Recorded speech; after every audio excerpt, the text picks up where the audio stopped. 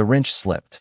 Oil splattered across Tom Harper's weathered hands as the bolt finally gave way, and he swore under his breath, not at the grease or the stubborn engine, but at the clock on the wall that read 11:47 p.m. Another late night. Another engine that couldn't wait.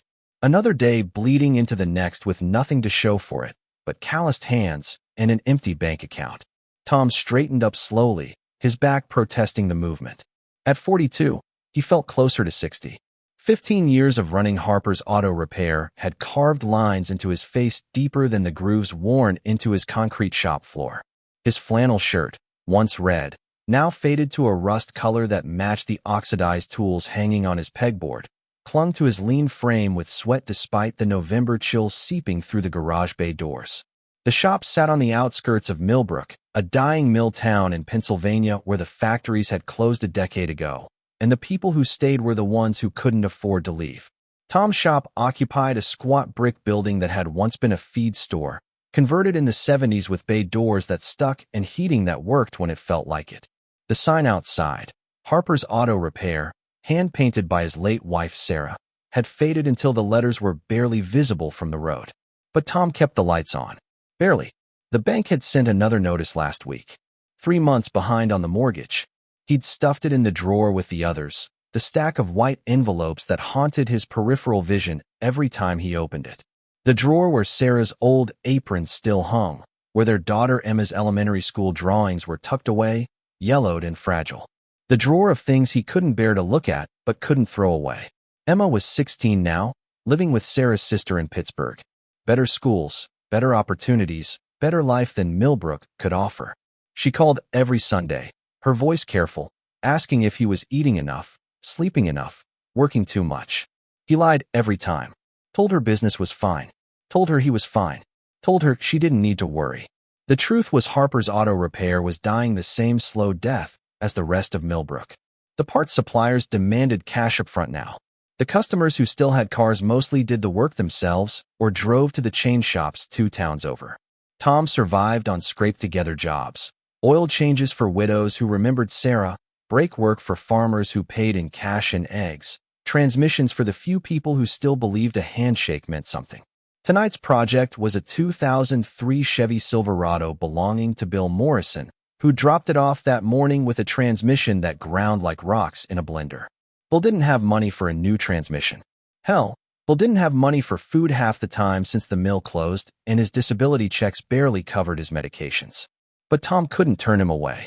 Not when he remembered Bill helping Sarah plant their garden that last summer, his massive hands gentle with the tomato seedlings, his gruff voice telling jokes to make her smile when the cancer was stealing her laughter. So Tom worked, late into the night, every night, trying to outrun the inevitable. The fluorescent lights hummed overhead, their sickly blue-white glow casting harsh shadows across the shop. 3 bays, 2 of them empty most days. A waiting area with chairs that leaked stuffing and magazines from 2015. A counter buried under invoices and parts catalogs. A coffee maker that produced something closer to motor oil than coffee. This was Tom's kingdom, and it was crumbling. He wiped his hands on a rag that was more grease than cloth and walked to the mini fridge in the corner, pulling out a bottle of water. Through the office window, he could see Main Street, dark, empty, the streetlights illuminating nothing but cracked pavement and boarded-up storefronts. The diner where he and Sarah used to have Sunday breakfast was now a Dollar General. The movie theater where they'd had their first date was now a storage facility. The hospital where Emma was born had closed last year. Millbrook was a ghost town populated by ghosts. Tom drained the water bottle and crushed it, the plastic crackling in his grip. He needed to finish this transmission tonight. Bill needed his truck tomorrow for a doctor's appointment in Harrisburg. No truck, no appointment. No appointment, no medication refill. The chain of small disasters that made up life in a forgotten town. He was heading back to the Silverado when he heard them. The sound came first, that deep, unmistakable rumble of motorcycle engines, multiple ones, growing louder. Tom froze, his hand still on the fridge door. Motorcycles weren't common in Millbrook anymore. The roads were too rough, the winters too harsh, the town too broke for the kind of people who rode expensive bikes. The rumble grew closer, then closer still, until it was right outside his shop. Tom moved to the window, staying in the shadows. 5 motorcycles pulled into his parking lot, their headlights sweeping across the empty spaces. Big bikes, Harley-Davidsons, from the sound of them. The riders killed their engines in near-perfect unison, and the sudden silence felt heavy, loaded with intention. Tom's heart kicked up a notch. They dismounted slowly, these riders.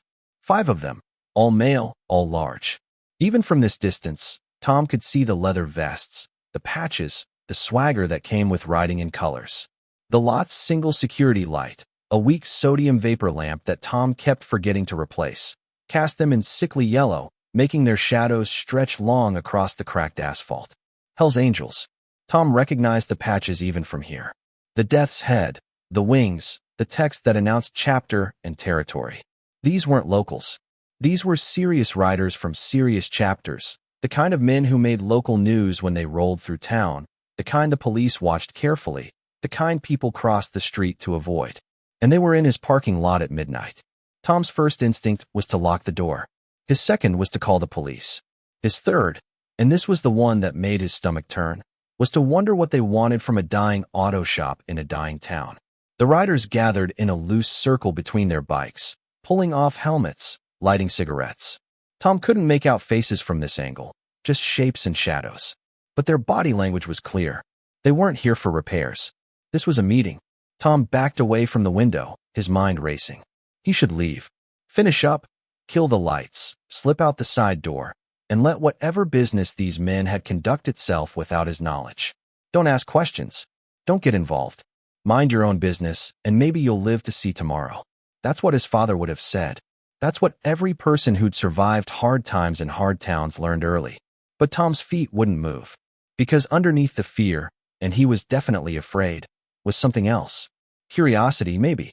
Or maybe it was just that he'd been alone with his thoughts and his failing business for so long that even dangerous company seemed preferable to another night of silence. He moved back to the window, staying low, staying in the shadows. The riders were talking now, their voices carrying on the cold November air. Tom cracked the window, just an inch, just enough to hear. What he heard made his blood run cold. The overheard conversation. Got the address confirmed. 1247, Oak Ridge Road, just outside of Millbrook. The voice was deep, rough, the kind that suggested too many cigarettes and not enough kindness. Tom pressed closer to the window, his breath fogging the glass.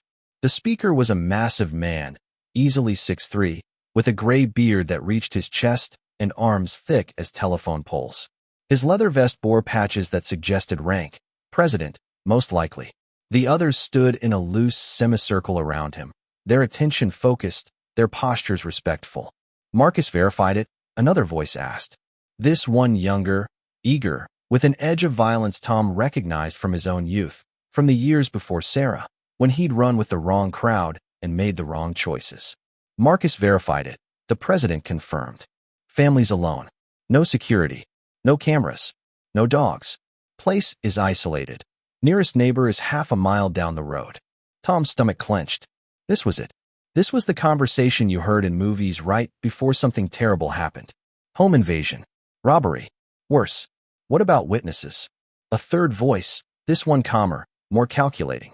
That's why we're doing it after midnight, the president said. Roads dead. No traffic. We'll be in and out before anyone knows we were there. Oh God. Tom's hand moved toward his phone, resting on the workbench. He should call 911. Report what he was hearing. Give the police a chance to stop whatever this was before it happened. That was the right thing to do.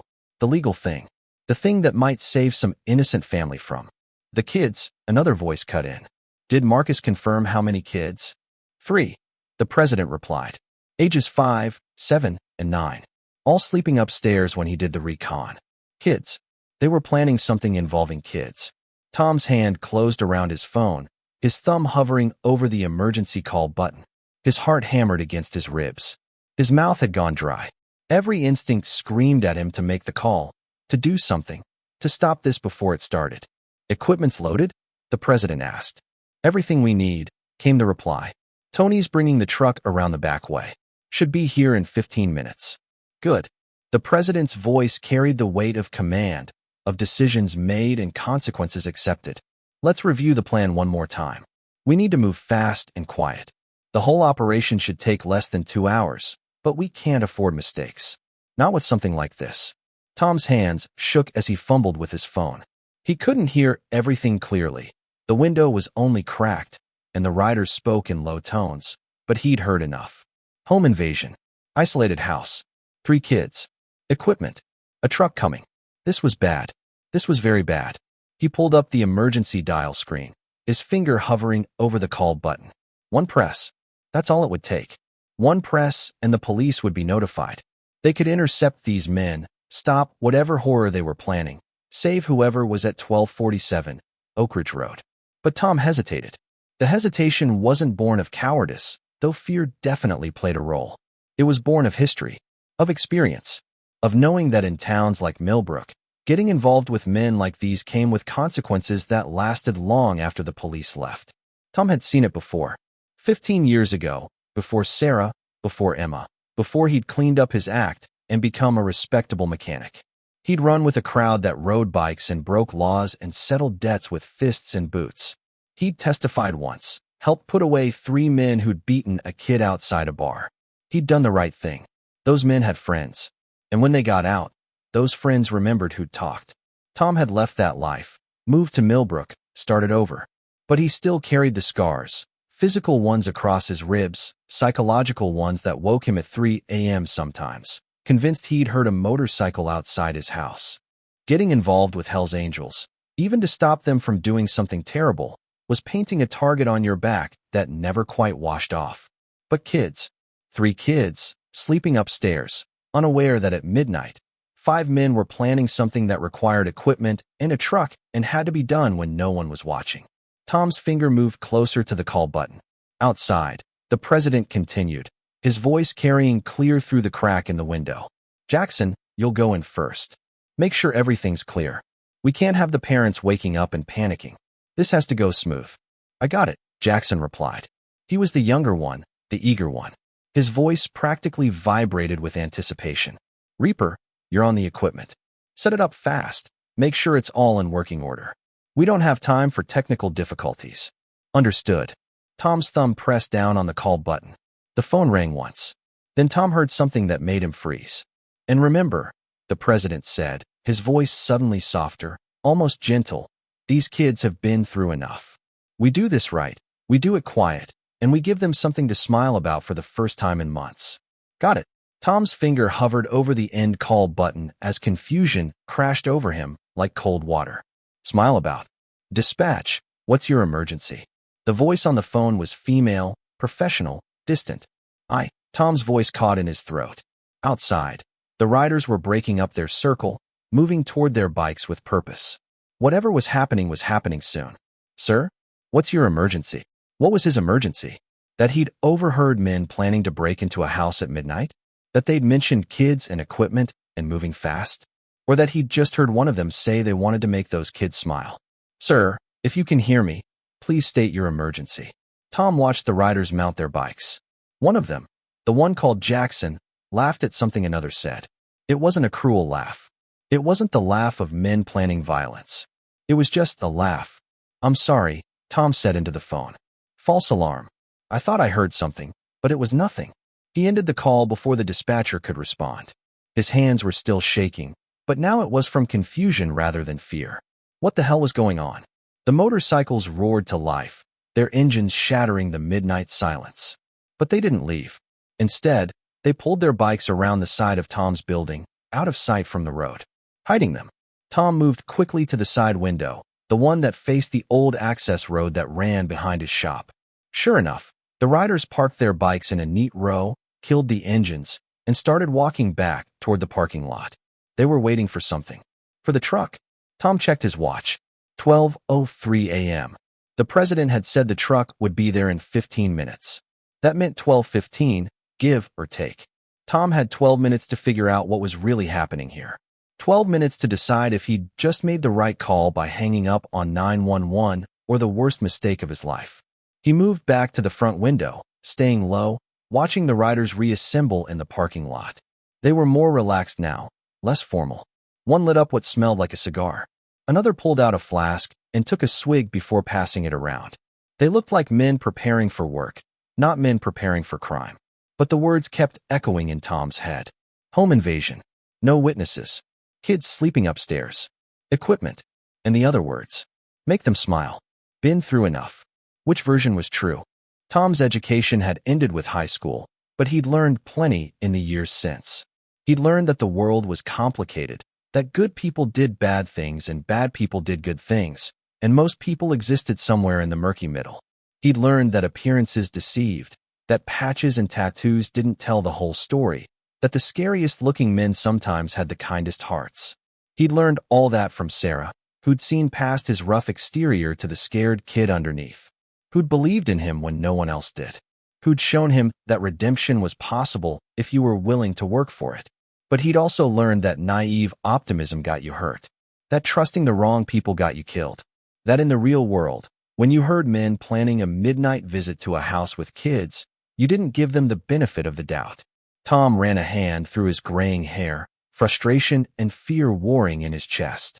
He needed more information. He needed to understand what was actually happening before he made a call that might. Wait. Tom's eyes locked on something in the parking lot. One of the riders had dropped something, a piece of paper that fluttered across the asphalt in the cold breeze. It was white, folded, substantial. Not trash, something important. The riders hadn't noticed. They were focused on their conversation, their backs to where the paper had landed. Tom looked at the clock. 12:08. 7 minutes until the truck arrived. Before he could talk himself out of it, Tom moved to the side door, the one that opened onto the access road, away from where the riders could see. His hand trembled as he turned the knob slowly, carefully, minimizing the creak of old hinges. The November air hit him like a slap, cold enough to see his breath, cold enough to make his fingers ache immediately. He was still in just his oil-stained flannel shirt and jeans, no jacket, no gloves. But he had one chance to get that paper, one chance to maybe understand what these men were really planning. Tom moved along the side of the building, staying in the shadows, his work boots silent on the cold ground.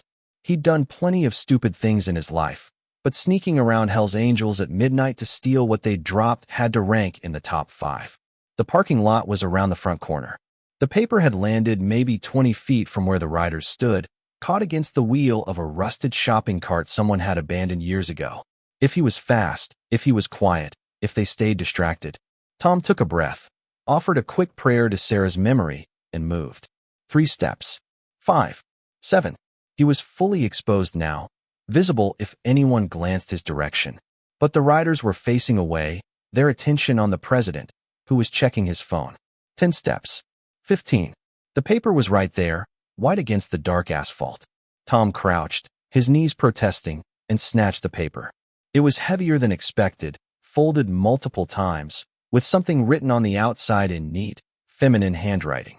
He was turning back toward the safety of the building when one of the riders shifted, his body language suggesting he was about to turn around. Tom didn't run. Running would make noise, would attract attention. Instead, he walked quickly but calmly back toward the side door, the paper clutched in his hand, his heart trying to hammer its way out of his chest. He made it around the corner, made it to the door, made it inside. Only when the door was closed and locked behind him did Tom allow himself to breathe. His hands shook as he unfolded the paper, his eyes adjusting to the harsh fluorescent lights after the darkness outside. What he read changed everything. The note. The paper wasn't a plan. It wasn't a map or coordinates or anything criminal. It was a letter, written in the careful, measured handwriting of someone who'd probably composed it multiple times before settling on these exact words. The paper was nice, the kind you bought from an actual stationery store, not the cheap stuff from the dollar store. Someone had taken time with this. Someone had cared. Tom's eyes scanned the first line, then went back and read it again, slower, making sure he understood. Dear Angels, I know you don't know me, and I know this is a strange way to ask for help. I saw your club ride through Millbrook last month during the Veterans Day parade. My son Jimmy, he's 9, pointed at your bikes and said, "Mom, they look tough. Like real-life superheroes." I told him you were just men on motorcycles, but he insisted.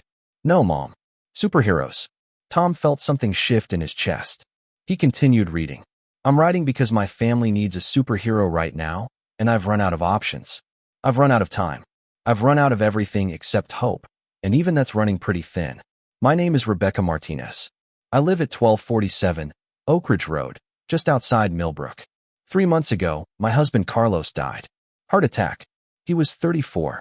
He coached Little League and volunteered at the food bank and made the best pancakes in Pennsylvania. He was everything good about this world, and now he's gone. Tom's throat tightened. He knew that address.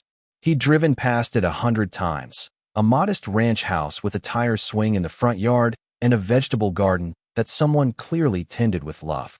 He'd noticed the for sale sign that went up recently, then came down just as quickly. Carlos had life insurance, but it barely covered the funeral. He had medical bills I didn't know about. The heart problems had been ongoing, but he didn't want me to worry. He was trying to protect me, and instead, he left us drowning in debt. I have 3 kids, Jimmy, 9, Sarah, 7, and little Michael, 5. They're good kids, smart kids, kids who deserve better than what I can give them right now. I work 2 jobs, morning shift at the diner on Route 22, evening shift at the Walmart in Harrisburg. My mom watches the kids while I work, but she's 71 and struggling herself. The house is going into foreclosure. We have 30 days. I've called every assistance program, every charity, every church within 50 miles. I've swallowed my pride and asked for help from people I used to consider friends. Some helped, small amounts that I'm grateful for, but not nearly enough. Most looked away. Poverty makes people uncomfortable. Tom knew that truth intimately. Since Sarah died, he discovered how quickly sympathy turned to discomfort, how friends became acquaintances, how let me know if you need anything meant please don't actually ask me for anything. Here's the thing, my kids don't know how bad it is. They know daddy's gone, and they're heartbroken, but they don't know we're losing the house. They don't know that the Christmas we're not going to have isn't because Santa isn't real, but because their mother is failing them. They sleep in their beds with their night lights and their stuffed animals, and they still believe the world is good. I want to give them that. One more time. One last time before everything changes.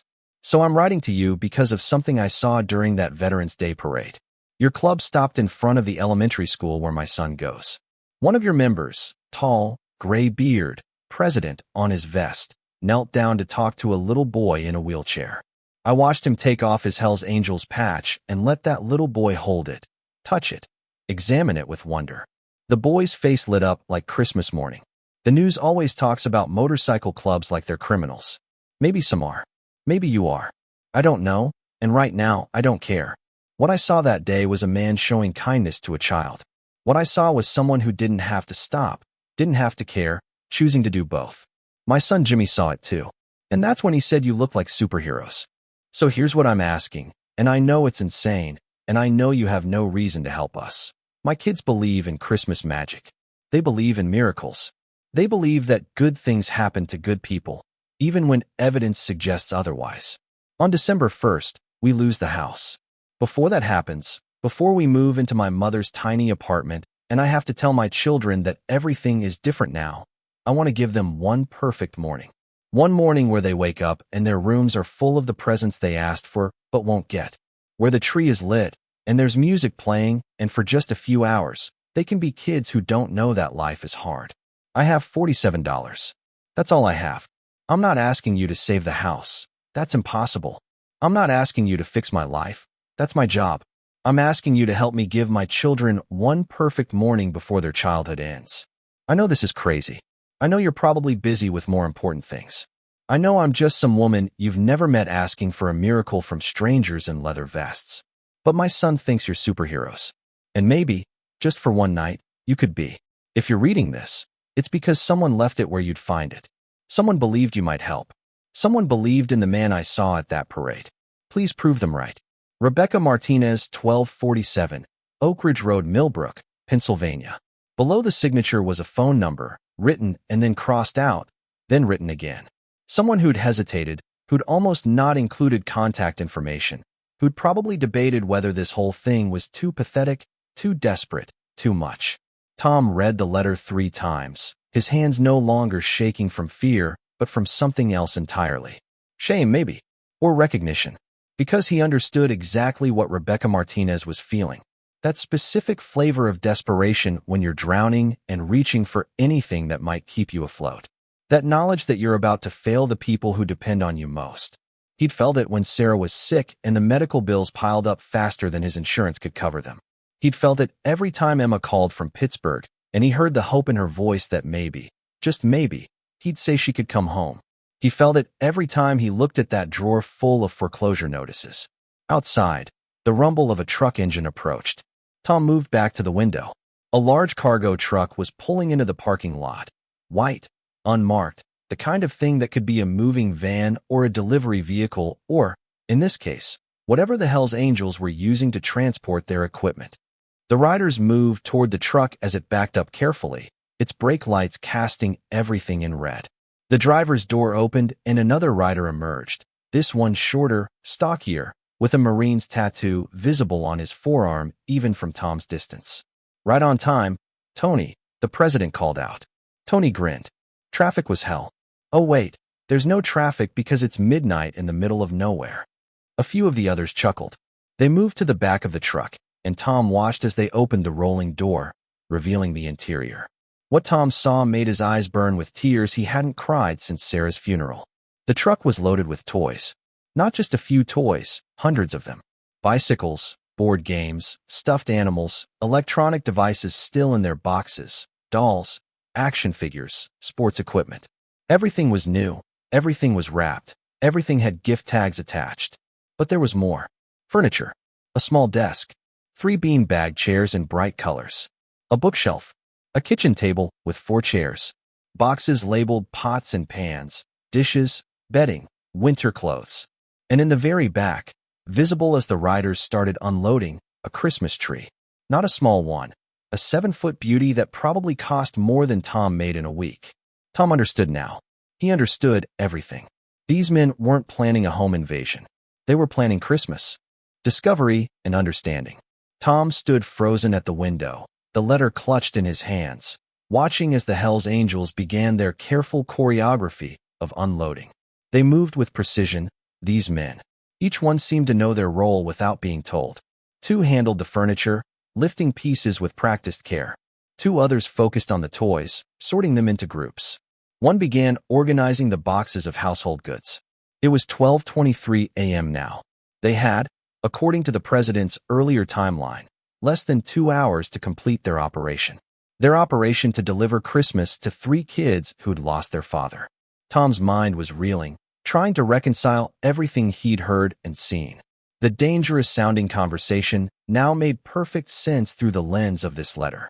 Of course they wanted no witnesses, not because they were committing a crime, but because Rebecca Martinez would never let them do this if she knew. Of course they'd confirmed the kids were sleeping upstairs. They needed to work without waking anyone. Of course they needed to move fast and quiet. They had a truck full of goods to deliver, arrange, and set up before morning. The equipment wasn't tools for breaking and entering. It was a Christmas tree, furniture, toys that needed assembly. Tom felt like an idiot. And also like he'd just witnessed something that restored a piece of faith he'd thought died with Sarah. But questions remained. Why these men? Why Hells Angels? How had Rebecca's letter reached them? And why had they responded? As Tom watched, the president, the man Rebecca had described from the Veterans Day parade, directed traffic with quiet authority. He was probably in his late 50s, Tom guessed, with that weathered look that came from decades of road riding and hard living. His gray beard was neatly trimmed, his movements economical, his voice carrying just enough to be heard without being loud. Remember, he said, addressing the group as they worked, we've got 3 kids in that house. Jimmy's 9, loves baseball. Sarah's 7, wants to be a veterinarian. Michael's 5, obsessed with dinosaurs. Everything we brought needs to match what they asked for. Jackson, the younger rider, was wrestling with a bicycle. How do we know what they asked for?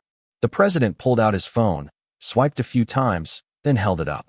Rebecca sent me photos of their letters to Santa. Jimmy wants a baseball glove and a mitt, batting practice equipment, and books about famous players. Sarah wants stuffed animals, art supplies, and anything related to horses or dogs. Michael wants dinosaurs, toys, books, posters, anything prehistoric. Tom felt something twist in his chest. This wasn't random charity. These men had researched. They'd planned. They'd made sure that when those kids woke up Christmas morning, everything they'd dreamed about would be there. Another rider, the one called Reaper, was pulling out power tools. The desk needs assembly, he noted, examining the box. So does the bookshelf. We need to make sure everything's functional, not just piled up in boxes. That's why we started at midnight, the president replied. We've got time. Let's use it right. Tom made a decision. He set the letter down carefully on his workbench, like it was something sacred, which maybe it was, a testament to desperation and hope, to the kind of prayer people sent out when they'd exhausted every other option. Then he grabbed his jacket from where it hung on a nail by the door, shrugged it on, and walked outside. The November air hit him again, colder now that he'd been standing in the shop's warmth. His boots crunched on the gravel as he approached the parking lot. Every step felt like walking toward a cliff, not sure if he'd fly or fall. The riders noticed him immediately. Of course they did. They were the kind of men who noticed everything, who'd survived by staying aware of their surroundings. Hands moved to waistbands reflexively, then relaxed when they saw Tom was alone and unarmed. The president stepped forward, his body language a mixture of casual and alert. Shop's closed, he said, his voice neutral. Not hostile, but not friendly either. Just stating fact. Tom stopped about 10 feet away, keeping his hands visible and relaxed. Years of being around men like these had taught him the unspoken language of non-aggression. I know, he said. I own it. Was working late. The president's eyes narrowed slightly, reassessing. Then you saw us arrive. I did. And you're out here because... Tom took a breath. This was it. The moment where he either helped or walked away. Where he either honored what he knew Sarah would want him to do, or played it safe and let his cowardice win. Because, Tom said, pulling Rebecca's letter from his jacket pocket and holding it up, one of you dropped this. And I read it. The temperature in the parking lot seemed to drop 10 degrees.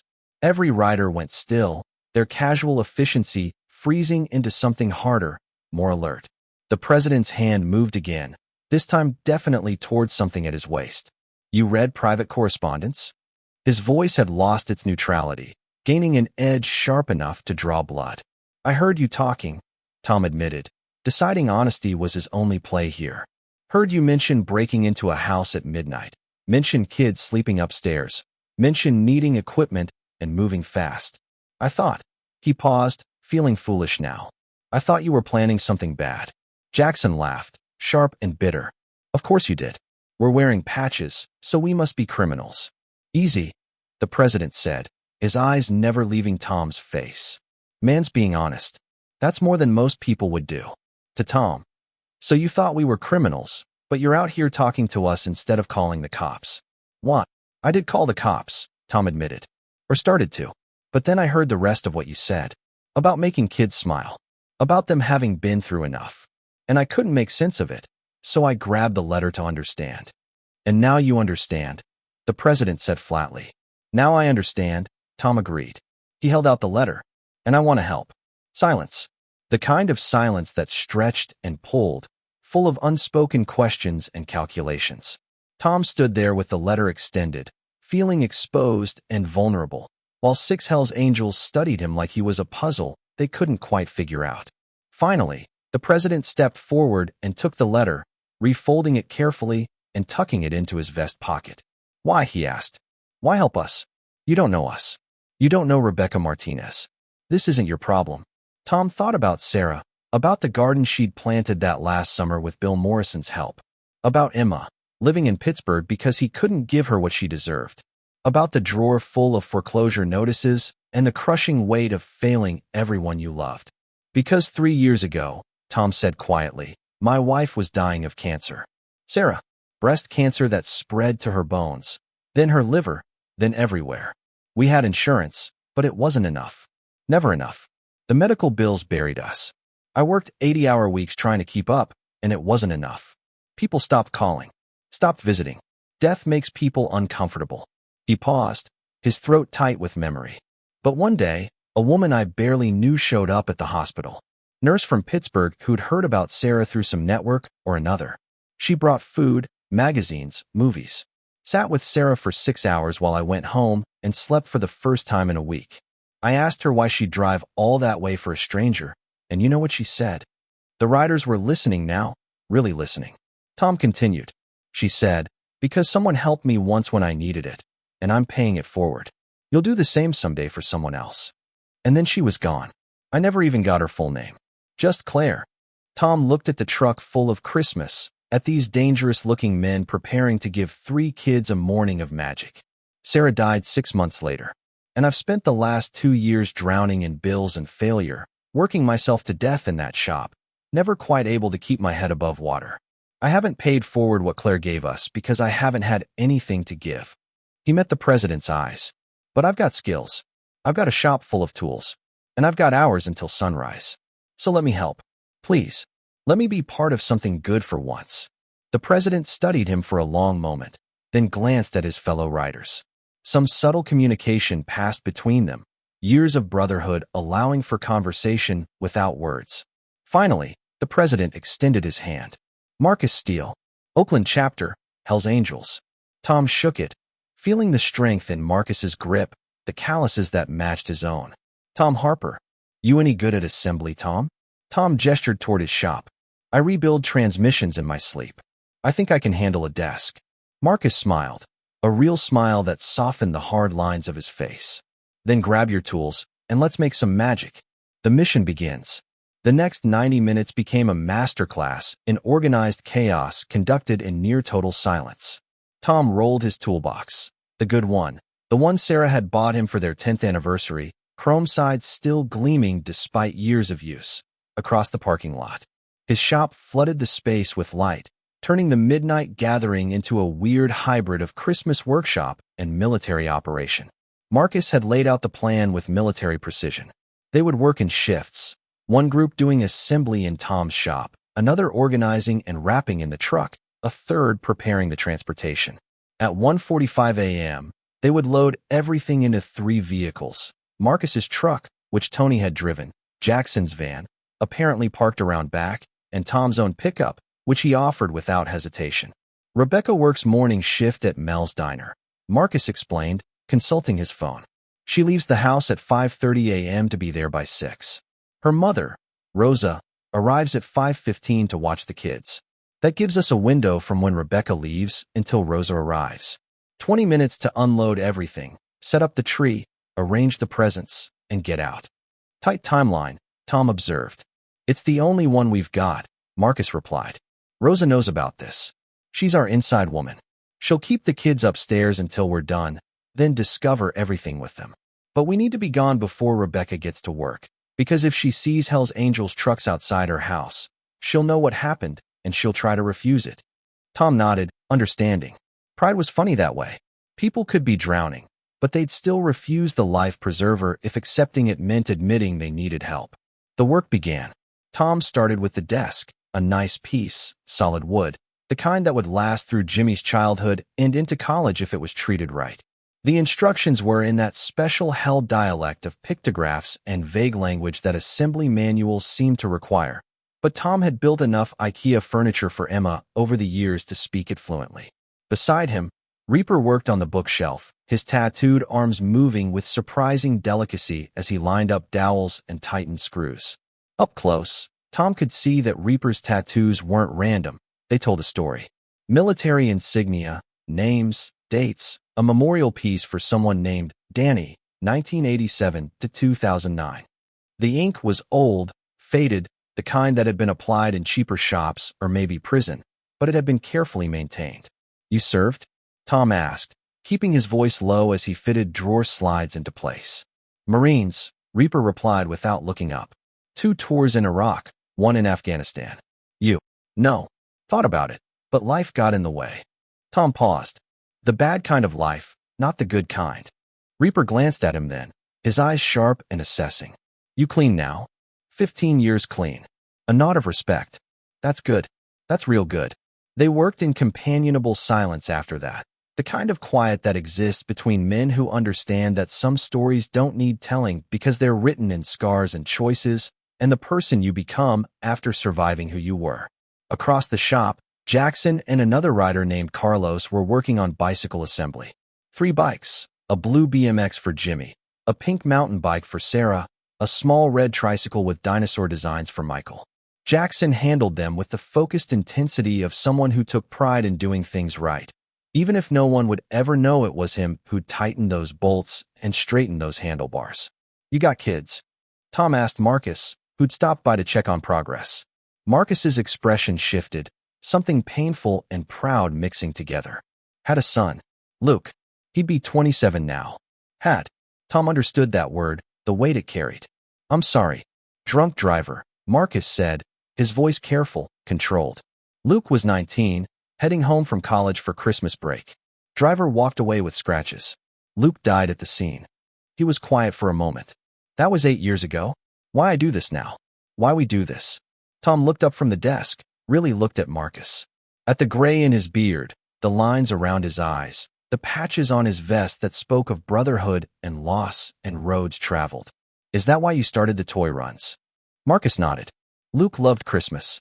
Every year, he'd volunteer at this shelter in Oakland, helping wrap presents for kids whose families couldn't afford them. Last thing he said to me before that drive was, "Dad, you should see their faces. It's like magic." I figured after he died, the least I could do was keep that magic going. He pulled out his phone, showed Tom a photo.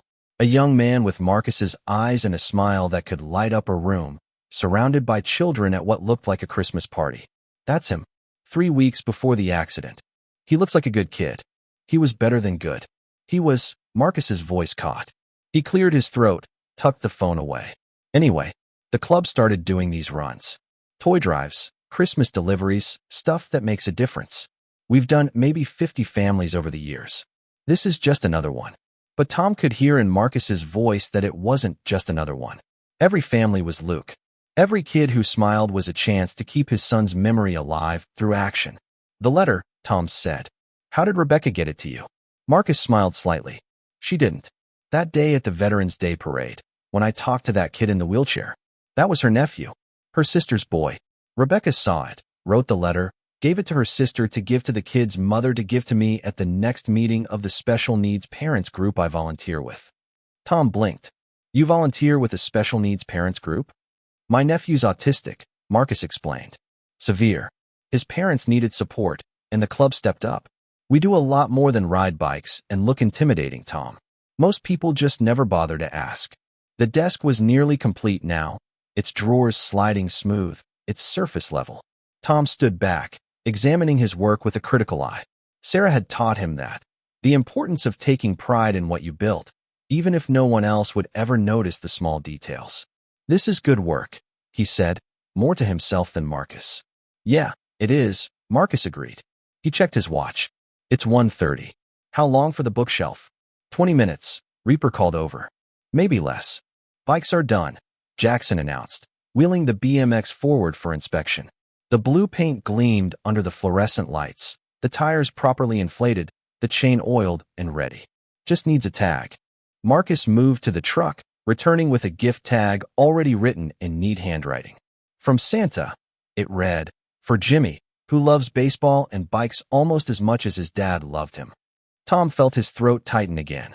These men had thought of everything. The next 30 minutes blurred into focused activity. The furniture finished, Tom moved to help with gift wrapping.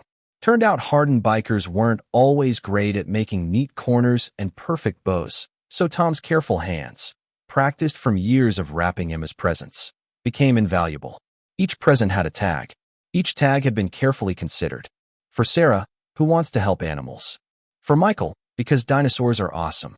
For Jimmy, from someone who believes in him. None of the tags said from the Hells Angels. None of them took credit. They were just there. Magic without attribution. At 1:55 a.m., everything was ready. 3 vehicles loaded with a Christmas morning that would transform 3 kids' understanding of what was possible. Tom climbed into his pickup, the bed full of wrapped presents and boxes of household goods. Marcus rode in the passenger seat, his phone open to GPS. 1247, Oak Ridge Road, Marcus said. About 15 minutes from here. We'll take the back roads. No lights if we can help it. Last thing we need is a cop pulling us over and asking questions. Tom started the engine, glancing in his rearview mirror at the convoy forming behind him. Tony's truck, Jackson's van, all loaded with furniture and toys and hope. You know, Tom said as they pulled out of the parking lot. When I heard you all talking earlier, I was convinced you were planning something terrible. Marcus chuckled. Yeah, I figured that out when you mentioned almost calling the cops. What changed your mind? The letter, Tom said simply, and then seeing what was in that truck. and then realizing that sometimes the people society teaches us to fear are the ones doing the most good. Society's got a lot of opinions about people like us, Marcus said, his voice philosophical. Some are earned. Won't lie about that. But most are just prejudice dressed up as common sense. People see the patches, the bikes, the tattoos, and they make assumptions. Doesn't matter that half our chapter are veterans, that we do toy runs every Christmas, that we've helped more families than most churches. We look scary, so we must be bad. Sarah taught me that, Tom said quietly, navigating the dark roads carefully. My wife. When I met her, I was running with a bad crowd. Dealing, fighting, the whole 9 yards. She saw past all that. Saw something in me I didn't know existed. Believed I could change when I didn't believe it myself. Sounds like she was special. She was everything. Tom's hands tightened on the wheel. Lost her 2 years ago. Cancer. And I've been lost ever since, just going through the motions, working myself to death in that shop because at least when I'm working, I'm not thinking about everything I lost. Marcus was quiet for a moment. My wife left me after Luke died, he said finally. Couldn't handle my grief on top of hers. Said I'd become someone she didn't recognize. Maybe she was right. Grief changes you. Makes you hard in places you used to be soft. But you're still doing this, Tom said, gesturing at the truck bed full of Christmas. Still helping people. Still making magic. Because Luke would want me to, Marcus replied simply. And because this, he tapped the Hell's Angels patch on his vest. This brotherhood, it saved me. Gave me purpose when I'd lost mine. These men, they're my family now. And together, we try to do some good in a world that expects us to do bad. They drove in silence after that, following the GPS through darkened country roads, past farmhouses where families slept unaware of the convoy of bikers and Christmas magic passing in the night. At 2:18 a.m., they pulled onto Oak Ridge Road. 1247 was exactly as Rebecca had described in her letter, a modest ranch house with a tire swing in the yard and a garden that someone clearly tended with love. The windows were dark, the only light coming from a small porch lamp that Rosa had left on as agreed. Marcus pulled out his phone, texted quickly. 30 seconds later, the porch light blinked twice. Their signal. Rosa was ready. All right, Marcus said, his voice dropping to command mode. We've got 20 minutes maximum. Tom, you're on furniture with Reaper and Carlos. Jackson and Tony, you're on presents and tree. I'm on coordination. We move fast, we move quiet, and we leave before anyone knows we were here. Questions? Tom shook his head, adrenaline mixing with something else. Joy, maybe, or purpose. For the first time since Sarah died, he felt like he was doing something that mattered. Then let's make some magic, Marcus said, and they moved. The Christmas magic. The operation unfolded with the precision of a military exercise. Tom hefted one end of the desk, while Reaper took the other, their boots silent on the grass as they approached the house. Rosa had left the front door unlocked, and they slipped inside like shadows, barely disturbing the midnight quiet. The house smelled like cinnamon and something baking, probably cookies Rosa had made earlier, Tom thought. Family photos lined the walls, and Tom caught glimpses of them as they moved. Carlos and Rebecca on their wedding day, 3 kids at various ages, all smiles and hope in the assumption that tomorrow would always come. Dining room, Marcus whispered, directing traffic. Furniture goes there first, then we'll rearrange for the tree. They worked in near silence, the only sounds the soft padding of boots, the gentle scrape of furniture being positioned, the quiet rustle of paper as Jackson and Tony began creating piles of presents in the living room. Tom marveled at how these large, intimidating men could move with such care, such delicacy. They handled every box like it contained something precious, every piece of furniture like it was made of glass. Because to the kids who'd wake up in a few hours, it was precious. It was everything. The desk went in Jimmy's room, which was decorated with baseball posters and a pennant from the local Little League team. Beside the desk, they placed the bookshelf, already loaded with the baseball books Marcus's group had selected. On top, they arranged the new glove and mitt, positioned just so, like they'd always been there. Sarah's room was next, walls painted a soft purple, horse posters competing for space with crayon drawings of dogs and cats. The beanbag chair went by the window, perfect for reading. They arranged the stuffed animals on her bed, a horse, a dog, a cat, all high quality, the kind that would last. Art supplies filled her desk drawers, along with books about veterinary medicine written for kids. Michael's room nearly broke Tom. The little boy had clearly loved his father deeply. Every available surface held a photo of him and Carlos. Playing catch, building something with blocks, reading together. The room was a shrine to a relationship that had been cut too short, to a little boy who'd lost his hero. They filled it with dinosaurs, toys, books, posters, a nightlight shaped like a T-Rex. They assembled a desk at child height and stocked it with coloring books and puzzles. They left a giant stuffed brachiosaurus on his bed, its neck curved protectively like it was guarding his dreams. In the living room, Jackson and Tony had erected the Christmas tree, a 7-foot beauty that filled the corner and made the space feel magical. Lights twinkled, ornaments hung just so, and presents spread out beneath it like a department store display. But these weren't random presents. These were specifically chosen, carefully considered gifts meant to bring joy to 3 specific children who'd had too little of it lately. The dining room held the new table and chairs, along with place settings and a centerpiece Marcus had brought. A simple arrangement of pine cones and ribbon, festive but not expensive. On the table, he placed an envelope. "What's that?" Tom whispered. Rebecca's letter back to her. Marcus replied quietly.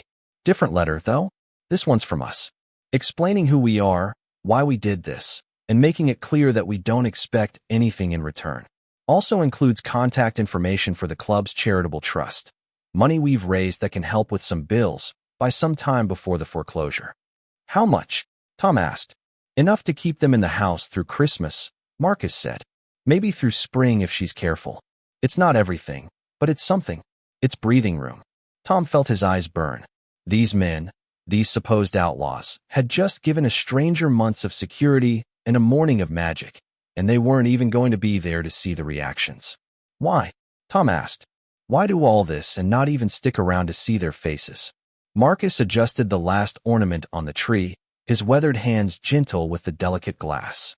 "Because that's not what this is about. This isn't about us feeling good about ourselves or getting credit. This is about those kids waking up and believing, just for a moment, that the world is good, that magic exists, that even when life is hard and daddies die and houses get foreclosed on, there are still miracles." He turned to face Tom, his steel gray eyes reflecting the Christmas lights. "You remember being a kid on Christmas morning? That feeling of pure possibility? That sense that anything could happen, that the world was full of wonder?" Tom nodded, thinking of Emma on Christmas mornings past, her excited squeals, Sarah's laughter, the magic of family. "These kids lost that when they lost their dad," Marcus continued. "They lost security, stability, the sense that adults could protect them from bad things. We can't give Carlos back to them. Can't keep the house forever. Can't fix what's broken. But we can give them one morning of magic. One morning of being kids who believe in good things." "And if they find out it was you?" Tom asked. Marcus smiled slightly. "Then they learned that sometimes miracles wear leather vests and ride motorcycles. But honestly, I hope they never find out. I hope they believe in Santa and magic and the goodness of the universe. They'll learn the truth soon enough. World's got a way of teaching that lesson. Let them have this first." It was 3:07 a.m. when they finished. The house looked like Christmas had exploded inside it. Presents, decorations, new furniture, everything arranged perfectly. Tom stood in the living room, taking it all in, and felt Sarah's presence so strongly it made his chest ache. She would have loved this. She would have been right here beside him, probably crying, definitely insisting they leave cookies for the Santa's helpers. Rosa appeared from where she'd been waiting in her bedroom, her elderly face creased with emotion. She was small, probably in her 70s, wearing a nightgown and robe, her gray hair in a braid. Her eyes swept the living room and immediately filled with tears. "Dios mío," she whispered. "Dios mío." Marcus approached her, his voice gentle. "Señora Martinez, we're going to leave now. At 5:15, you'll hear Rebecca leave for work. Wait 5 minutes, then come downstairs like you're just checking on the kids. Discover all this with them. Let them believe. Can you do that?" Rosa nodded, unable to speak, tears streaming down her weathered cheeks. She reached up and grabbed Marcus's hand, kissing it, whispering prayers in Spanish that Tom didn't understand but felt in his soul. "No, ma'am," Marcus said, gently extracting his hand. "No thanks needed. This This is just what people should do for each other. You take care of those kids, okay? And Rebecca, she's strong. She'll get through this. Angelus, Rosa whispered. You are angels. Real angels. Marcus smiled, a bit sad. Just men on motorcycles, ma'am. Just men trying to do right by Luke's memory. They filed out into the November cold, Tom last, pausing at the door to take one more look. The tree lights twinkled. The presents waited patiently. In a few hours, 3 kids would come downstairs, and their world would transform from gray to color, from loss to possibility, from despair to hope. Come on, Marcus said softly from the porch. We need to be gone before light. Tom closed the door gently, and they disappeared into the pre-dawn darkness like the ghosts of Christmas present, leaving magic in their wake. The aftermath. They were 5 miles away when the sun started to rise, painting the Pennsylvania sky in shades of orange and pink. Tom followed the convoy back to his shop, his mind still processing everything that had happened in the last 5 hours. When they pulled into the parking lot, it was 4:37 a.m. Rebecca would be leaving for work in 53 minutes. Rosa would make her discovery 5 minutes later. And 3 kids would wake up to a morning that would change how they saw the world. The bikers dismounted, their movements slower now, exhausted. They'd worked hard, these men. They'd lifted furniture and assembled toys and created Christmas out of nothing. And now they were just tired guys in leather vests, ready to head home and sleep. But Marcus approached Tom before mounting his bike, his expression thoughtful. Tom, he said, what you did tonight, that mattered. Not just the physical help, though that was crucial, but bearing witness to this, understanding it, that matters too. Tom nodded, not trusting his voice. I'm going to ask you something, Marcus continued. And you can say no, no judgment. But the club, we do this kind of thing regularly. Not always Christmas. Sometimes it's helping a veteran pay rent. Sometimes it's rebuilding a disabled kid's wheelchair ramp. Sometimes it's just being present when someone needs protection from an abusive situation. He paused. We could use someone like you. Someone with a shop, with tools, with skills. Someone who understands what it means to need help and to give it. You interested? Tom thought about his empty shop, his failing business, his lonely nights with nothing but memories and foreclosure notices. He thought about Sarah and what she'd want him to do. He thought about Emma and the example he wanted to set for her. Yeah, he said. Yeah, I'm interested. Marcus grinned and pulled a card from his vest pocket. That's my number. We meet every Thursday at 7 p.m. at the Oakland Clubhouse. You're welcome anytime. No pressure to join the club officially. Plenty of people help without wearing a patch. But if you want to be part of something bigger than yourself, we're here. They shook hands, and Marcus climbed on his bike. The convoy fired up their engines, the rumble splitting the early morning quiet. As they rode off, Tom stood in his parking lot watching them disappear down the road, feeling like his life had just shifted in ways he couldn't quite articulate. He went back into his shop and sat at his workbench, surrounded by the familiar smell of oil and metal. The Silverado with its half-fixed transmission waited patiently. The bills in that drawer still needed paying. Emma would call on Sunday, and his life would continue being what it was. But something had changed. Some frozen thing in his chest had cracked, and through that crack, light was beginning to seep in. Tom pulled out his phone and opened his contacts. He'd deleted a lot of numbers over the years, friends who'd drifted away after Sarah died, family who'd given up on him, people he'd pushed away because accepting help meant acknowledging weakness. But he still had one number. Claire, the nurse who'd helped them during Sarah's illness. He'd saved it years ago and never deleted it, even though he'd never called. He called now. It rang 4 times, and Tom was about to hang up when a woman's voice answered, groggy with sleep. Hello. Claire? This is Tom Harper, Sarah's husband. From about 3 years ago, when you helped us at the hospital. A pause. Then, Tom, is everything okay? Yeah, Tom said, surprised to find he meant it. Everything's okay. I wanted to tell you something. You said back then that someone helped you once, and you were paying it forward. You said I'd do the same someday for someone else. I remember. Well, tonight I did. And I wanted you to know. Wanted you to know that what you did mattered. That it rippled out, even years later. That because you helped us, I was able to help someone else. And I think that's what Sarah would have wanted. Claire's voice was thick with emotion when she spoke. Tom, that's wonderful. I'm so glad. So very glad. They talked for a few more minutes. Tom explaining what had happened without identifying the bikers or the family, just sharing that he'd been part of something good. When he hung up, he felt lighter than he had in years. The sun was fully up now, painting his shop in morning light. Tom looked at the Silverado, at the stack of bills, at the familiar space that had been his prison and his refuge for so long. Then he got to work. 3 days later. The story broke on the third day. Tom was under a Honda Civic when his phone rang, Marcus's number on the caller ID. He rolled out from under the car and answered, grease on his hands, curiosity in his voice. "Tom, you see the news?" Marcus asked without preamble. "No, been working." "What?" "Turn on Channel 6. Rebecca went public." Tom found the small TV in his waiting room and switched it to the local news. What he saw made him sink into one of the chairs that leaked stuffing, his heart suddenly pounding. Rebecca Martinez sat in a news studio, her 3 kids beside her. She looked tired but determined, her dark hair pulled back, her eyes red from crying. The banner at the bottom of the screen read, "Local mother receives anonymous Christmas miracle." "Still don't know who they were," Rebecca was saying, her voice steady despite the emotion. "But whoever delivered Christmas to my house 3 nights ago, whoever gave my children a morning of magic when we'd lost almost everything, I want them to know they saved us. Not just financially, though the money they left will buy us time, but emotionally, spiritually. They reminded my kids that the world has good people in it, that even in darkness, there are lights." The camera cut to Jimmy, the 9-year-old, holding the baseball glove. "It was exactly what I asked Santa for," he said, his voice full of wonder. "Everything was. It was like magic." Sarah, the 7-year-old, hugged a stuffed horse. "My daddy used to say that when things are hard, that's when angels show up. I think angels came to our house." Michael, the 5-year-old, was too young to really understand, but he beamed at the camera while holding a toy T-Rex. "Dinosaurs," he announced happily.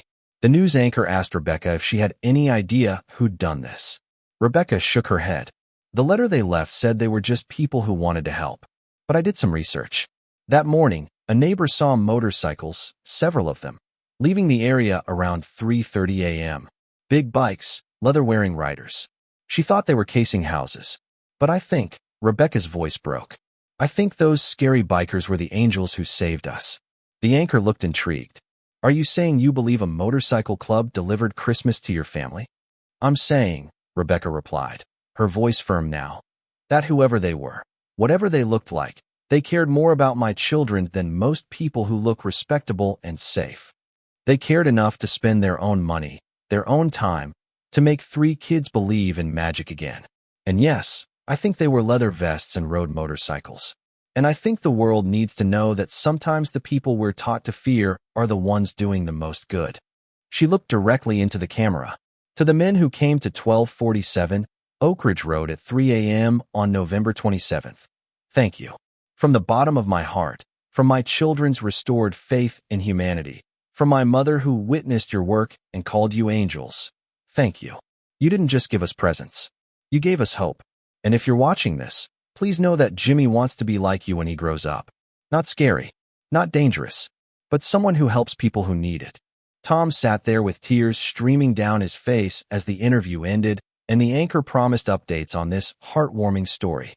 His phone rang again. "Marcus, you still want to help?" Marcus asked. "More than ever," Tom replied. "Good, because after this goes public, we're going to get flooded with requests. People who need help, who think maybe scary bikers aren't so scary after all. We'll need your shop, your skills, your time. You've got them," Tom said without hesitation. "All of them." "Thursday night," Marcus said. 7 p.m. Oakland Clubhouse. "We'll introduce you to the rest of the chapter. Make this official." After he hung up, Tom sat in his waiting room watching the news cycle repeat Rebecca's interview. Other stations picked it up. Social media exploded. The story of the Hells Angels who delivered Christmas became a feel-good viral sensation, the kind of thing that restored faith in humanity during the cynical holiday season. But Tom knew the truth that lay underneath the viral story. It wasn't about Hells Angels as a whole or bikers in general. It was about specific men who'd chosen to honor a dead son, a broken heart, a belief that the world should be better than it was. It was about Marcus Steele and Luke, whose memory lived on in every child who received a Christmas miracle. It was about Reaper and Carlos and Jackson and Tony and all the others who could have spent that night doing anything else, but chose to spend it building desks and wrapping presents and creating magic. It was about ordinary people doing extraordinary things because someone needed to, and they were willing to be that someone. Bill Morrison came by that afternoon to pick up his Silverado. Tom had finished the transmission that morning, working through exhaustion, and it ran smooth as silk. "What do I owe you?" Bill asked, pulling out his worn wallet. Tom thought about Sarah planting tomatoes, about Claire at the hospital, about 3 kids who'd lost their father but found angels in the darkness. "Nothing," Tom said. "This one's on me." "Tom, I can't." "You can," Tom interrupted gently. "Someone helped me recently. I'm paying it forward. Just promise me if you ever get the chance to help someone else, you'll do the same." Bill's eyes filled with tears. He gripped Tom's hand, nodded, and drove away in his repaired truck. Tom watched him go, then turned back to his shop.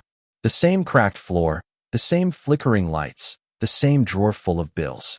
Nothing had physically changed, but everything had changed. That night, Tom pulled out the stack of foreclosure notices.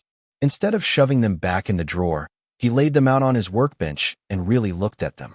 $47,000 in back payments and fees. An impossible number. A business-ending number. But Marcus had given him a card with a number. And Rebecca's story had gone viral, bringing attention to both the Martinez family and, indirectly, to the Hells Angels charitable work. Tom made a decision. He picked up his phone and dialed the number on the card. Marcus answered on the second ring. "Tom, that trust fund you mentioned," Tom said. "The one that helped Rebecca. Does it help other people too? People who might be drowning but too proud to ask." A pause. "You in trouble, Tom?" $47,000 worth of trouble. But I'm not asking for a handout. I'm asking for a chance to make a deal. I've got skills, I've got a shop, I've got time. Let me work for the club. Let me be the guy who fixes bikes, who maintains vehicles for families who can't afford mechanics, who builds wheelchair ramps and repairs what's broken. I'll work off what you lend me, and in the meantime, I keep my shop and keep helping people." Marcus was quiet for a long moment. Then, "You know what, Tom? I think we can make that work. You come to the meeting Thursday, we'll talk details. But yeah, we take care of our own, and anyone who did what you did the other night, that makes you one of our own." Relief flooded through Tom, so powerfully his knees almost buckled. "Thank you." "Don't thank me yet," Marcus said, but Tom could hear the smile in his voice. "We're going to work you hard. But yeah, welcome to the family." Months later, spring came to Pennsylvania with its usual explosive beauty. The trees budded, the flowers bloomed, and Harper's Auto Repair underwent a transformation that Tom couldn't have imagined 6 months ago. The sign got repainted, the same design Sarah had done, but restored to its original glory. The bay doors got fixed, opening smooth and quiet. The heating system got replaced, courtesy of a bulk deal Marcus worked out with a supplier who owed the club a favor. The waiting room got new chairs, a new coffee maker that actually produced drinkable coffee, and magazines from this decade. But more importantly, the parking lot was rarely empty anymore. Tom had become the unofficial mechanic for the Hells Angels charitable network. Families who couldn't afford repairs brought their cars to him, and he fixed them for cost or less, making up the difference through the work he did for the club. Veterans needing hand controls installed in their vehicles, single mothers with transmissions on their last legs, disabled folks needing wheelchair lifts. They all found their way to Harper's Auto Repair. And Tom fixed them all. The money from the club's trust had saved his business, giving him breathing room to get back on his feet. He'd paid back half of it already, ahead of schedule, but Marcus kept telling him to slow down, that it wasn't a race. But Tom couldn't slow down. For the first time since Sarah died, he had purpose. He had meaning. He had a reason to wake up that went beyond just surviving until tomorrow. Emma came home for spring break, and Tom picked her up from the bus station in his newly repaired truck. She stared at him like she didn't recognize him, in a good way. "Dad," she said as they drove through Millbrook. "You look different." "Different how?" "Happy," she said simply. "You look happy." Tom smiled. "I am happy, sweetheart. Got a lot to tell you." He told her everything over dinner at the diner where Rebecca worked. About the midnight conversation he'd overheard, about the letter, about helping deliver Christmas to a family who'd lost their father, about Marcus and the club and the work they did, about finding purpose in helping others, about discovering that paying forward the kindness Claire had shown them had somehow healed the wound he'd been carrying since Sarah died. Emma listened with tears streaming down her face, then got up and hugged him so hard he couldn't breathe. "Mom would be so proud," she whispered. "I know," Tom replied. "I'm trying to make her proud. Every day." Rebecca brought their food, and she recognized Tom immediately. "You," she said, her eyes widening. "You're the mechanic. The one who helped that night." Tom started to deny it, but Emma was faster. "My dad's a hero," she announced proudly.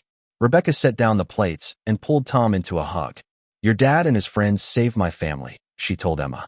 "They gave us hope when we had none. They're the reason my kids still believe in magic." After she walked away, Emma looked at her father with new eyes. "Dad, I want to move back home." Tom's heart stopped. "Em, you've got better schools in Pittsburgh, better." "I don't care," Emma interrupted. "I want to be here. Want to help you with this work. I'm 16. I can get a part-time job, help in the shop, be part of what you're building. Mom's not coming back, and I can't change that. But I can choose to be here for the life she'd want us to have. The one where we help people." Tom couldn't speak through the emotion clogging his throat, so he just nodded and held his daughter's hand across the table. That Thursday, Tom brought Emma to the club meeting. Marcus took one look at her, Sarah's eyes, Tom's stubborn chin, and smiled. "She wants to help," Tom explained. "Not join the club, obviously, but help with the charitable work. Be part of the support network. We could use someone with a young person's perspective," Marcus said. "Someone who can help us understand what kids need, how to reach them." "Welcome aboard, Emma." The meeting that night was about their next project. A disabled veteran named Frank Reynolds who'd lost his legs in Iraq and was living in a house with stairs he couldn't navigate. The club was planning to build a ramp, widen doorways, and modify his bathroom, all in a single weekend while Frank visited his daughter in Philadelphia. "We'll need a mechanic to make sure Frank's wheelchair van is in good working order," Marcus said, looking at Tom. "I'm on it," Tom replied. "And we'll need someone to help design the bathroom modifications so they're actually useful for Frank's specific needs," Reaper added. "Someone who can think from a kid's perspective, might see things we'd miss." "I'll research it," Emma volunteered immediately. "Find resources, talk to occupational therapists, make sure we're doing this right." Tom watched his daughter engage with these intimidating men in leather vests, and he saw no fear in her, only determination. Sarah would have been so proud. Over the next 6 months, Tom's shop became the hub of the Hells Angels charitable network. The back room got converted into a storage space for supplies. The parking lot became a staging area for projects. Tom's skills got expanded beyond auto repair. He learned carpentry, basic electrical work, how to install wheelchair ramps, and modify homes for accessibility. Emma became their researcher and youth consultant, finding resources, identifying families in need, helping design interventions that would actually work for the people they were trying to help. She brought friends from school who wanted to volunteer, and soon there was a whole network of young people working alongside the bikers, breaking down stereotypes and building something beautiful. Word spread. Other motorcycle clubs reached out, wanting to partner on projects. Local businesses started donating supplies. The news did follow-up stories, showing how one viral Christmas miracle had sparked a movement of compassionate action in a forgotten mill town. But Tom's favorite part was the people they helped. Veterans like Frank, who could suddenly navigate their homes independently. Single mothers whose cars they fixed so they could get to work. Kids whose bedrooms they transformed from bare and broken to warm and welcoming. Each person they helped, Tom saw Sarah's smile, heard her voice saying, "This is what matters, Tom. This is what life should be about." 1 year after that midnight encounter in his parking lot, Tom stood in that same space watching another crew of bikers prepare for another charitable mission. Marcus stood beside him, both men older, grayer, but somehow younger in the ways that mattered. "You ever regret it?" Marcus asked. "Getting involved that night?" Tom thought about his thriving shop, about Emma living at home again and thriving in her volunteer work, about the drawer that no longer held foreclosure notices, but instead thank you letters from families they'd helped. He thought about the purpose that had replaced his despair, the community that had replaced his isolation. "Best decision I ever made," Tom said. "Second only to marrying Sarah." Marcus clapped him on the shoulder. "She'd be proud of you." "I hope so," Tom replied. "I'm trying to live the kind of life she believed I could live. The kind where I'm part of the solution, not part of the problem." A car pulled into the lot, Rebecca Martinez and her 3 kids. They'd become friends with Tom and Emma, regular fixtures at the shop and at club events. Jimmy, now 10, ran over excitedly. Tom, guess what? I made the all-star team. That's amazing, kiddo, Tom said, giving him a high five. Your dad would be so proud. I know, Jimmy said seriously. But you guys helped too. The glove you gave me, the practice equipment, it helped me get better. And knowing that people cared enough to do that, it made me want to work harder, to be better, to make everyone proud. Rebecca approached, her face showing the peace that had replaced the desperation from that letter written so long ago. We wanted to thank you all again. I got promoted to assistant manager at the diner, and with the extra income, we're finally stable. Really stable. And it's because you gave us time and hope when we had neither. You did the work, Marcus said. We just helped remove some obstacles. You were angels, Rebecca insisted. My mother still says prayers for you every night. Still calls you the Angels de Medianoche, the Midnight Angels. After they left, Tom thought about that phrase. Midnight Angels. Men who worked in darkness so others could wake to light. It was poetic, beautiful, and not entirely inaccurate. You know, Tom said to Marcus, a year ago, if someone had told me I'd be working with Hell's Angels to deliver hope to broken families, I'd have thought they were insane. And now I can't imagine doing anything else. Epilogue, 5 years later. The documentary crew set up their equipment in Tom's shop on a bright October morning. They were filming a piece about grassroots charitable movements in forgotten American towns, and Harper's Auto Repair had made their list. Tom, now 47 but looking younger than he had at 42, sat for the interview while Emma, 21 now and in college studying social work, watched from the sidelines with Marcus. So, Mr. Harper, the interviewer began. Tell us how this all started. How did a small-town mechanic become central to one of the most effective charitable networks in Pennsylvania? Tom smiled, thinking back to that November night 5 years ago. I overheard a conversation, he said. I thought I was hearing men plan a crime, but I was actually hearing men plan a miracle. And when I discovered the truth, I realized I'd been given a choice. Stay safe and disconnected, or take a risk and be part of something bigger than myself. And you chose the latter. I chose what my late wife would have chosen, Tom corrected gently. I chose to see people as they really were, not as their appearance suggested. I chose to believe in the possibility of redemption, second chances, and the power of ordinary people doing extraordinary things. The interviewer turned to Marcus. And you, Mr. Steele, your club has been involved in charitable work for years. Why? Marcus's answer was simple and devastating. Because my son died believing the world was good and people should help each other. After he was gone, I had a choice. Let his death make me bitter, or let his life inspire me to be better. The club chose better. We'll always choose better, in Luke's name. They filmed B-roll. Tom working on a car for a veteran, Emma coordinating with volunteers, bikers unloading supplies for their next project.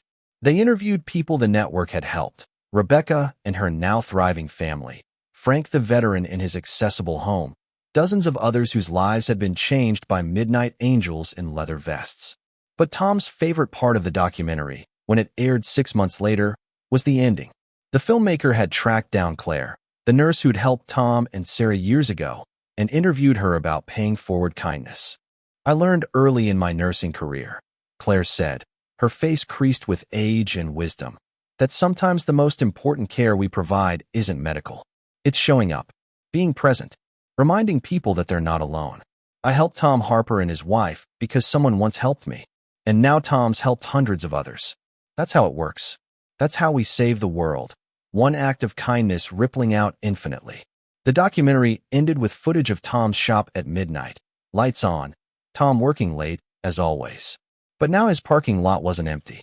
Motorcycles lined the spaces, a brotherhood of midnight angels waiting to spread hope in darkness.